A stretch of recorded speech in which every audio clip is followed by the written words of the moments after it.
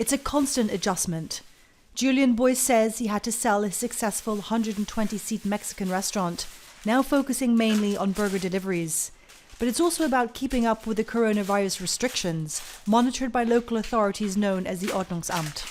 We had to enforce all the rules as well, which was tricky because every week the rules changed. A few times the Ordnungsamt came in and they weren't even sure of the rules. So one time one of them was Googling right in front of me to find out what we're supposed to be doing. Ein Fehler? That confusion apparent in a rare public apology from the German Chancellor, just a day after announcing a strict lockdown during the Easter holiday, which would have seen even supermarkets closing their doors.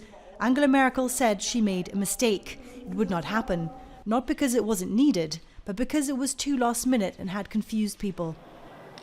Germany's vaccination campaign has been sluggish because of delays in the delivery of vaccines, but also the decision not to give the AstraZeneca shot to people under the age of 60 after reports of blood clots. Only 10% of Germans have been vaccinated so far.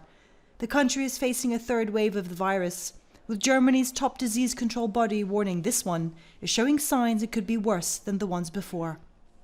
Despite the back and forth, new measures have now been introduced here in the capital. They include things like having to present a negative COVID-19 test before entering what the government deems non-essential businesses, things like getting a haircut. And you're going to have to wear a mask of a certain medical category before entering all shops, because it's not mandatory outside.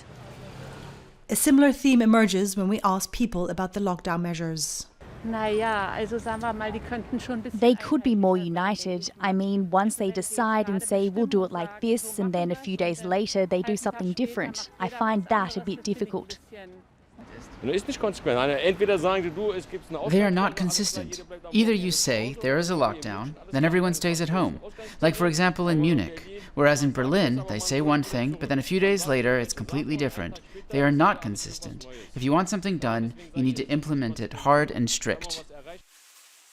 For Julian, as a business owner who is directly affected by the changing rules, he says it's unfair. You as a person living in Berlin, like lockdowns, no lockdowns, nothing seems to be clear, right? No, they change the rules on a weekly basis, and it seems that the people who cop it the worst are the small businesses. So you do get a lot of normal people complaining about being in lockdown and home office and all this sort of stuff, but there's absolutely no lockdown enforced at all. And with numbers steadily rising again, Germany's head of the Association for Intensive and Emergency Medicine has warned hospitals could run out of available intensive care beds within a month if stricter lockdown rules are not enforced. Stefanie Dekker, Al Jazeera, Berlin.